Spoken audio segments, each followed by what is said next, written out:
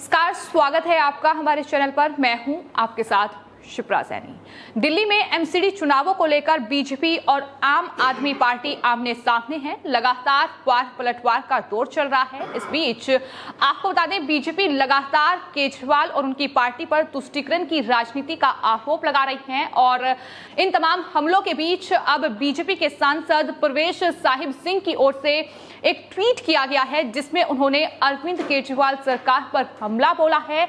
साथ ही ये भी मांग की है कि जिस तरह से राजधानी दिल्ली में तमाम मस्जिदों के इमाम को सैलरी दी जा रही है, उसी की तर्ज पर तमाम मंदिर के पुजारियों और साथ ही साथ गुरुद्वारों के ग्रंथियों को भी सैलरी मिलनी चाहिए। जो ट्वीट उनकी तरफ से किया गया है, उसमें बाकायदा उन्होंने ये अपील तमाम मंदिर के पुजारियों और ग्रंथियों से की है कि वो दिल्ली के मुख्यमंत्री अरविंद केजरीवाल को इस सिलसिले में लेटर लिखें और लेटर के बाद उन्हें 3 दिन का वक्त दें। अगर उनकी मांग पूरी नहीं होती है तो उसके बाद दिल्ली के जो तमाम मंदिर हैं, जो तमाम गुरुद्वारे हैं, उसमें दरअसल दिल्ली के मुख्यमंत्री अरविंद केजरीवाल और तमाम आम आदमी पार्टी के जो कार्यकर्ता हैं, जो नेता हैं, उनका प्रवेश वर्जित कर दिया जाए। और आपको ये बता दें कि परवेश साहिब सिंह की इस अपील का बड़ा असर भी राजधानी दिल्ली में देखने को मिला है। और उसके बाद आपको बता दें, कई मंदिर के पुजारियों ने मंदिर के बाहर बाकायदा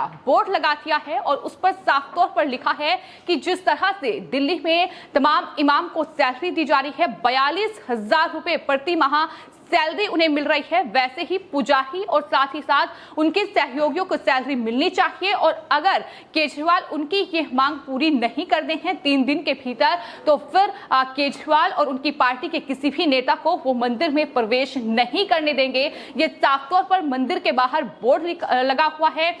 तजिंदर पाल सिंह बग्गा की ओर से बाकायदा ट्वीट किया गया है और दिखाया गया है कि किस तरह से जो केजरीवाल की तुष्टीकरण की राजनीति है, उसे दरअसल राजधानी दिल्ली में मुंहतोड़ जवाब जो है वो दिया जा रहा है पुजारियों और साथ ही ग्रंथियों के द्वारा। तो इस तरीके से एमसीडी चुनाव में ये वार पलटवार का दौर चल रहा है। लेकिन हमने देखा है कि जब जब राजधानी दिल्ली में चुनाव हुए हैं, कहीं ना कहीं केजरीवाल ने एक विशेष वर्ग का वोट बटोरने के लिए तमाम अलग अलग हथकंडे अपनाए हैं। फिर चाहे वो वक्फ बोर्ड को लेकर दिया गया उनका बयान हो कि किस तरह से वो वक्फ बोर्ड को मालामाल कर देंगे। सिर्फ इतना ही नहीं, आपको ये बता दें कि रोहिंग्याओं तक को बसाने का जिम्मा जो है वो आम आदमी पार्टी ने अपने विधायक अमानतुल्लाह खान को दे रखा है और वो लगातार रोहिंग्याओं को बसाने का काम राजधानी दिल्ली में कर रहे हैं। तो अब तुष्टीकरण की राजनीति को लेकर केजरीवाल घिरे हुए हैं और परवेश साहिब सिंह की ओर से जो अपील की गई है, उसका बड़ा असर राजधानी दिल्ली में देखने को मिल रहा है। लेकिन देखना यह होगा कि केजरीवाल को इसका कितना नुकसान झेलना पड़ेगा, क्योंकि फिलहाल जो तस्वीर सामने आ रही है, उसके बाद तमाम गुरुद्वारों के ग्रंथियों और साथ ही मंदिर के पुजारियों ने केजरीवाल और उनकी पार्टी के खिलाफ मोर्चा खोल दिया है। तो जाहिर तौर पर एमसीडी चुनाव में केजरीवाल के लिए कहीं ना कहीं मुश्किलें काफी ज्यादा बढ़ने वाली हैं। मेरी सहयोगी मेरे साथ हैं, उनसे भी इस पूरे मुद्दे पर बातचीत करेंगे। तो अंजलि और रानी मेरे साथ है। सबसे पहले अंजलि से मेरा सवाल होगा कि जिस तरह से अरविंद केजरीवाल और उनकी पार्टी लगातार मौलवियों को सैलरी दे रही है, तो क्या बीजेपी ने जो मांग की है कि मंदिर के पुजारियों और ग्रंथियों को सैलरी मिलनी चाहिए, उस पर उनकी क्या राय है? पहले तो शिप्रा मैं ये कहूँगी कि मांग बिल्कुल सही है, क्योंकि हमेशा अरविंद केजरीवाल ही है जो कहते हैं कि बीजेपी एक समुदाय के खिलाफ बोलती है या तुष्टीकरण की राजनीति करती है। लेकिन ज़्यादातर अगर आप देखेंगे, दिल्ली के मुख्यमंत्री है, दिल्ली की जितनी जनता है उनके लिए उनकी जिम्मेदारियां बनती हैं। लेकिन जिम्मेदारी का निर्वाह करने में उनका रुझान कभी वक्फ बोर्ड के लिए होता है। वक्फ बोर्ड को जनता की जितनी गाड़ी कमाई का पैसा है, वक्फ बोर्ड को ये दान कर देते हैं। जितनी ज़मीनें हैं उनके हिसाब से सब वक्फ बोर्ड की ज़मीन है। और अब ये जो है 42,000 सैलरी दे रहे हैं। हम ये नहीं कह रहे कि सैलरी देना गलत है, हम ये कह रहे हैं कि अगर आप मौलवियों को सैलरी दे रहे हैं, तो जो काम मौलवी करते हैं वो पादरी भी कर रहे हैं, वो मंदिर के पुजारी भी कर रहे हैं, तो उन्हें जो है उन्हें डिस्क्रिमिनेट क्यों किया जा रहा है? फिर अगर आप मौलवी को सैलरी दे रहे हैं तो आप पुजारी को भी दीजिए, आप जो है पादरी को भी दीजिए, क्योंकि सबके काम एक है। अब रिलीजन के बेसिस पे हम या आप या कोई और नहीं, बल्कि खुद दिल्ली के मुख्यमंत्री अरविंद केजरीवाल बांट रहे हैं। तो परवेश साहिब सिंह की जो मांग है या बीजेपी की जो भी मांग है, वो करेक्ट मांग है। अगर आप तुष्टीकरण की राजनीति नहीं करते हैं, क्योंकि क्योंकि हमेशा अरविंद केजरीवाल पर तुष्टिकरण की राजनीति का आरोप लगा है। तो अगर आप तुष्टिकरण की राजनीति नहीं कर रहे हैं, अगर आपके लिए सब बराबर है, दिल्ली की जनता का आपको इतना ही फिक्र है, तो फिर आपको सबके लिए एक जैसा रूल सामान जो है आपको नज़रों से देखना चाहिए। वक्फ बोर्ड या एक समुदाय के लिए आपका ये रुझान जो है कई सारे दिल्ली की जनता को परेशान करता है, क्योंकि दिल्ली की जनता ने आपको वोट उनके काम करने के लिए दिया था, किसी पर्टिकुलर समुदाय या पर्टिकुलर किसी को सपोर्ट करने के लिए नहीं दिया था। क्योंकि जनता ने एक मुख्यमंत्री आपको बनाया, वोट डाला आपके लिए, तो उन्होंने एक्सपेक्ट किया था कि आप उन सभी के लिए काम करेंगे। आज आप लोगों को बांट रहे हैं। तो एमसीडी का चुनाव है और बीजेपी ने ये मुद्दा उठाया है, तो आपको क्या लगता है कि कितना नुकसान अरविंद केजरीवाल को हो सकता है? देखिए, एमसीडी के चुनाव में केजरीवाल को नुकसान होना जो है वो शुरू हो चुका है। अगर आज की बात करें तो टिकट बंटवारे को लेकर अब इनके एमएलए जो है सरेआम पिट रहे हैं और इसके बाद अपनी जान बचाने के लिए उन्हें भागना पड़ रहा है। तो वो कहते हैं कि सत्य को प्रमाण की जरूरत नहीं होती है, लेकिन अब ये जो सत्य है उसका प्रमाण के साथ सामने आ रहा है। साफ तौर पर अगर आप देखेंगे तो एमसीडी चुनाव सिर पर और एमसीडी के टिकट से बेच रहे हैं। सवाल यही है कि अगर आप 2 से 3 करोड़ रुपए में किसी को टिकट बेच रहे हैं और वो अगर आता है, वो अगर पार्षद बनता है, तो वो पहले अपना 3 करोड़ रिकवर करेगा या फिर जनता के लिए काम करेगा? तो साफ तौर पर आप यहाँ पे भी भ्रष्टाचार कर रहे हैं। आपने जिस सेफर में काम किया, आपने क्लासरूम घोटाले कर दिए, आपने जो एजुकेशन को लेकर बोला आपने उसमें घोटाले कर दिए, आपने हेल्थ मॉडल की जो है दुहाई दी, आपने उसमें घोटाले कर दिए, और अब आपने एमसीडी को भी नहीं छोड़ा। अब आपने एमसीडी में भी आप बड़ी बड़ी बातें कह रहे हैं जीत के लिए, एमसीडी के टिकट आप बेच रहे हैं। तो ये तो इन्हें नुकसान तो होना ही है, क्योंकि सच अब जनता के सामने आ चुका है। तो केजरीवाल कहीं ना कहीं फंस चुके हैं। जिस तरीके से आम आदमी पार्टी के तमाम विधायक, आपने देखा होगा कि वीडियो वायरल हो रहा है और उन्हीं की पार्टी के कार्यकर्ता उनकी पिटाई कर रहे हैं, तो इस तरह से आम आदमी पार्टी मुश्किल में है। तो रानी, मेरा सवाल आपसे भी यही होगा कि बीजेपी ने जो मांग की है कि पुजारियों और ग्रंथियों को सैलरी मिलनी चाहिए, कितनी जायज है?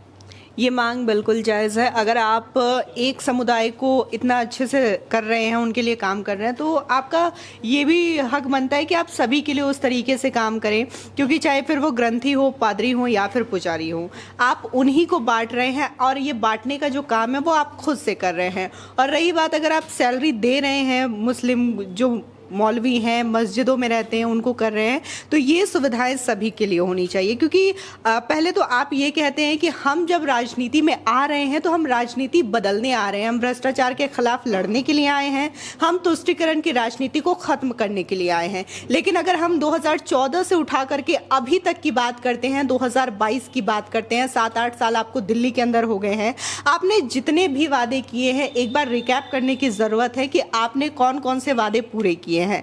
आप पहले कहते हैं कि हम भ्रष्टाचार के खिलाफ लड़ाई लड़ेंगे, लेकिन आज आपके जितने भी मंत्री हैं, चाहे फिर वो सत्येंद्र जैन हो, अमानतुल्ला खान हो, या फिर जितने भी नाम ले लें आप, किसी न किसी के ऊपर एक एक चार्जेस हैं जो कि भ्रष्टाचार को लेकर के हैं, मनी लॉन्ड्रिंग को लेकर के हैं। लेकिन इसके बावजूद आप खुल करके सामने आते हैं और ये कहते हैं कि हम तो कट्टर ईमानदार पार्टी हैं, हमारे जो एक एक व्यक्ति हैं, कभी आप उनको टैग दे देते हैं कि वो तो भगत सिंह है, आज के भगत सिंह है, कभी कहते हैं कि वो आज के महाराणा प्रताप है। तो अगर हम उनको भी देखें, उनकी हिस्ट्री देखें, तो उन्होंने अपने जीवन काल में क्या क्या काम किया है और आज लोग उन्हें क्यों याद करते हैं। लेकिन अगर आपके नेताओं की लिस्ट खंगाली जाए तो सबके ऊपर या तो मनी लॉन्ड्रिंग के केसेस हैं या तो हिंसक गतिविधियों में लिप्त रहते हैं आपके नेता। और अभी तो आजकल नया मामला चल रहा है एमसीडी चुनावों को लेकर के कि किस तरीके से टिकट का बंटवारा हो रहा है, बंदर बाट का खेल हो रहा है वहां पे। आप ये कहते हैं कि बीजेपी पर आप आरोप लगा रहे थे कुछ दिन पहले कि बीजेपी ऑपरेशन लोटस कर रही है, जिससे कि आपके विधायकों को खरीदा जा रहा है और मनीष सिसोदिया को बीजेपी की साइड से ऑफर देते हैं कि आप आ जाओ हमारी साइड, आपको हम मुख्यमंत्री बना देंगे। तो अब लोग ये सवाल कर रहे थे, आप तो पार्षद का टिकट बेच रहे हैं, तो फिर बाकियों की तो आप बात छोड़ दीजिए, क्योंकि आपके पोल तो अब सामने भी आ चुके हैं। अभी एसीबी ने भी 3 लोगों को गिरफ्तार किया था इसी टिकट मामले में। और रही बात अगर हम ग्रंथियों, पादरियों को लेकर के करें, तो आप सभी को एक समान देखिए, क्योंकि सभी ने आपको वोट दिया है, फिर वो पादरी हो, पुजारी हो या फिर ग्रंथी हो या फिर मौलवी हो, क्योंकि तुष्टिकरण की राजनीति की शुरुआत आप खुद कर रहे हैं। आप वक्फ बोर्ड को ज्यादा बता दें कि दिल्ली के अंदर जितनी जमीनें हैं उनकी है, इसी के साथ ही आप मुकेश अंबानी का जो घर है एंटीलिया, उसको भी बता देते हैं कि वो भी वक्फ बोर्ड की जमीन पे बनी है। तो पहले आप ये तुष्टिकरण की राजनीति करना बंद कर दीजिए, क्योंकि जो जनता है वो समझदार है और उसको पता है कि कौन सा नेता किसके हक की बात करता है और किसके लिए काम कर रहा है। और आने वाले समय में भी ये देखने को मिलेगा कि एमसीडी में किसकी सरकार बनती है, और यही दिल्ली के जनता का जवाब होगा अरविंद केजरीवाल के लिए। तो भ्रष्टाचार से लेकर तुष्टीकरण की राजनीति पर फिलहाल केजरीवाल घिरे हुए हैं और आपको ये बता दें कि आरटीआई के जरिए भी ये बड़ा खुलासा हुआ है कि किस तरह से जो करोड़ों रुपए हैं वो दरअसल वक्फ बोर्ड पर, दिल्ली वक्फ बोर्ड पर केजरीवाल ने लुटाए हैं। सवाल बड़ा ये है कि ये केजरीवाल की मजबूरी है क्या, क्योंकि जिस तरह से 8 साल से सत्ता में है तो क्या उन्हें जो मुस्लिम तुष्टीकरण की राजनीति वो कर रहे हैं, क्या उनके लिए ये मजबूरी है कि मुस्लिम वोटर्स को रिझाना जाहिर तौर पर एक बड़ा वोट बैंक है। तो सवाल लगातार बीजेपी पूछ रही है और यही वजह है कि बीजेपी ने भी अब इस मुद्दे को जोरों शोरों से उठा दिया है कि अगर मौलवियों को सैलरी मिलेगी तो जाहिर तौर पर पुजारियों और ग्रंथियों को भी मिलनी चाहिए। अब देखना यह होगा कि इस पूरे मुद्दे का कितना बड़ा असर एमसीडी चुनाव में देखने को मिलता है, क्योंकि फिलहाल लगातार मंदिरों और साथ ही गुरुद्वारों के बाहर बोर्ड लगने शुरू हो गए हैं कि अगर उनकी ये मांग 3 दिन तक नहीं मानी गई तो जाहिर तौर पर अब गुरुद्वारे के ग्रंथी और साथ ही मंदिर के जो पुजारी हैं वो अरविंद केजरीवाल और उनकी सरकार के खिलाफ मोर्चा खोल देंगे। फिलहाल आपकी इस पूरे मामले पर क्या राय है, हमें कमेंट सेक्शन में जरूर लिखें। धन्यवाद।